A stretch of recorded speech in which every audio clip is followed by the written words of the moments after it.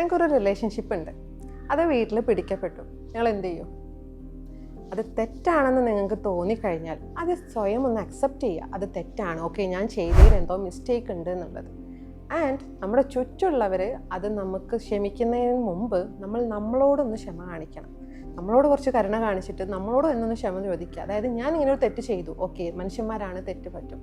പക്ഷേ അത് നമ്മളെന്നെ ഒന്ന് ക്ഷമിച്ചതിന് ശേഷമായിരിക്കണം നമ്മൾ എന്താണ് ഇനി ചെയ്യേണ്ടത്, ഞാൻ ഇനി എന്താ ചെയ്യേണ്ടത്, ഇങ്ങനൊരു കാര്യം ഞാൻ ഇനി റിപ്പീറ്റ് ചെയ്യില്ല എന്നുള്ള കാര്യം കൂടെ നമ്മുടെ മനസ്സിലൊന്ന് ഉറപ്പിച്ച് കഴിഞ്ഞാൽ നമുക്ക് എന്താണ് പുതിയ കാര്യങ്ങളിലേക്ക് പോകാനും കഴിയും. അല്ലെങ്കിൽ ഈ ഒരു സാധനം തന്നെ നമ്മളിങ്ങനെ ഹോണ്ട് ചെയ്തുകൊണ്ടിരിക്കും. അതായത് ഞാൻ തെറ്റ് ചെയ്തു, അത് നമ്മൾ മനസ്സിലാക്കിയിട്ടുണ്ടാവും നമ്മൾ തെറ്റ് ചെയ്തു എന്നുള്ളത്.